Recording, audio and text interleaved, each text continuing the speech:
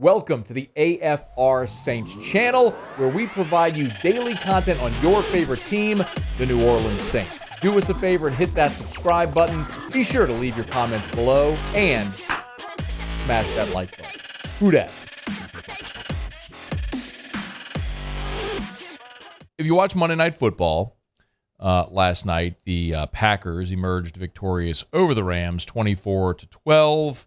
Baker Mayfield couldn't work his magic 2 weeks in a row, so the Packers keep their playoff hopes alive. Meanwhile, the defending Super Bowl champion Los Angeles Rams have officially been eliminated from postseason contention.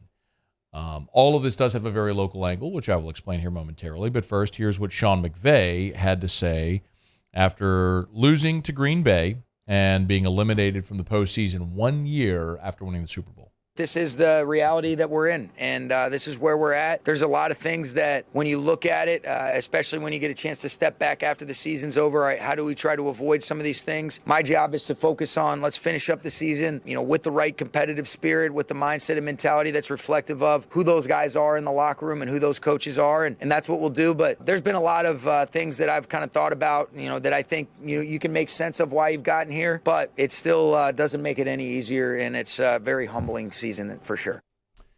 There is certainly reason to believe that that Sean McVay will take that feeling and use it as fuel, the feeling of that failure, use it as fuel to come back next season even stronger. And there's a lot of reason to believe they will. Like Matthew Stafford was injured, Cooper Kupp was injured. They just had a lot. Andrew Whitworth retired. The offensive line was not good this year. You lost some key offensive weapons who were integral parts of what you did a year ago. Odell obviously got hurt in the Super Bowl and then was gone. So Von Miller left in free agency to Buffalo. So there were pieces of that Super Bowl team that weren't back, and a lot of that, when some injuries compounded, led that thing to unravel a little bit on the Rams. But I don't believe Sean McVay is going to be back. So we asked the question a lot over this offseason, what's going to happen with Sean Payton? And what we know about Sean Payton is his preference would be to stay in Los Angeles. He's working for Fox right now. We know Sean Payton has said he wants to coach again. He's made that known on the record. He wants to coach again. He wants to coach next year. And we all sort of know that he wants to coach in L.A. That would be his preference. He and his wife live in L.A., where he works for Fox Sports. They would prefer to stay in L.A. Well, there's two teams in L.A., the Chargers and the Rams. And a lot of us had been assuming that the Chargers job would come open, and that would be a perfect spot for Peyton. You got Justin Herbert, young franchise quarterback. You're there in L.A., all that stuff. Well, the Chargers have sort of nudged their way back into the playoff conversation, and meanwhile, the Rams are eliminated. We might have been talking about the wrong LA team all along. And I'll remind you that a year ago at this time, Sean McVay passed on what was reported to be a $100 million contract offer from Amazon. 5 years, $100 million. That's what Amazon was offering Sean McVay to do TV. When McVay turned it down, he said, quote, "Just the timing and everything that surrounded it, it's very flattering. I'm humbled by it. To say that down the line that broadcasting is not something I'm very intrigued by would not be accurate. But I'm totally committed to coaching." End quote. So McVay became the youngest coach to win the Super Bowl at 36 years old. He was pursued by Amazon, who offered him a 5-year, $100 million contract to leave coaching and to go to TV. He passed. He comes back into coaching, and he had what he described, his words, as a humbling year. McVay has on the record said he cannot see himself coaching at age 60. So he is a guy who, by his own admission, is not going to be a lifer. He's newly married. He's won his Super Bowl. He had a 9-figure television offer, which you better believe if Amazon wanted to run it back with him, they'd have the opportunity to do. So wouldn't it be even easier for the Rams to digest that decision if Sean Payton were sitting right there ready to walk in? And the other thing that we've certainly talked about at times is Sean Payton's desire to have a quarterback. Now, Payton has said on the record, he was doing, which podcast was it last week? Do you remember? Was it Russillo?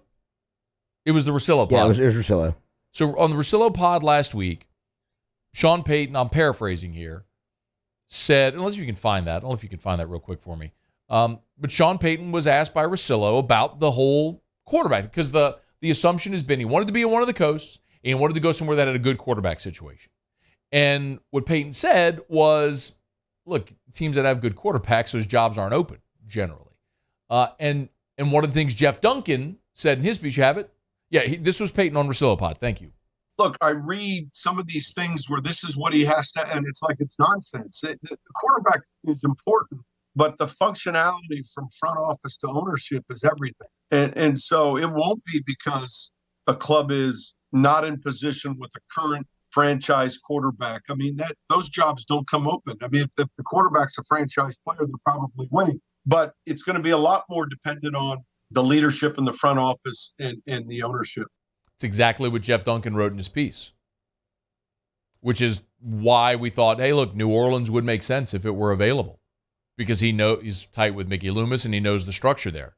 But in L.A., he'd have everything he needs to win as well, and he'd have his quarterback. Matthew Stafford, there had been some, if you missed it, Matthew Stafford, he's been shut down for the rest of the season.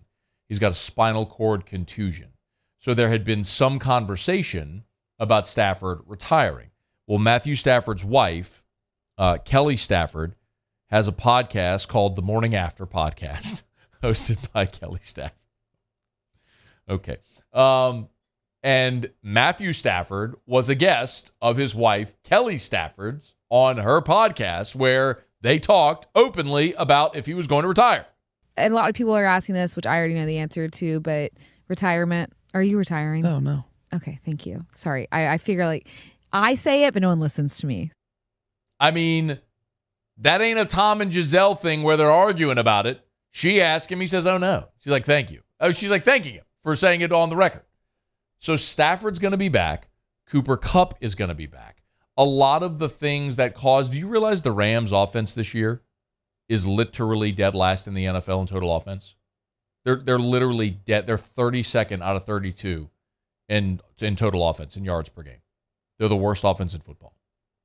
But you get Stafford back, you get Cooper Kupp back, you insert Sean Payton into that. It makes sense. And if I had to guess today, and I'll go on the record and say it, I think Sean Payton is going to coach the Rams next year. I may be dead wrong. If I am, please come back and laugh at me. We'll bookmark the tape. I got nothing to hide. It's out there for the world to see. I think Sean McVay is going to go into TV, and I think Sean Payton is going to step in, coach the Rams, and Matthew Stafford. I think that's where Sean Payton will be next year. In L.A., but not with the Chargers, with the Rams. Okay. Now, when I'm wrong, I'll come back and laugh at me. Just a guess. Hey, thanks so much for watching. Please leave your comments. I love to interact. And be sure to hit the red subscribe button below.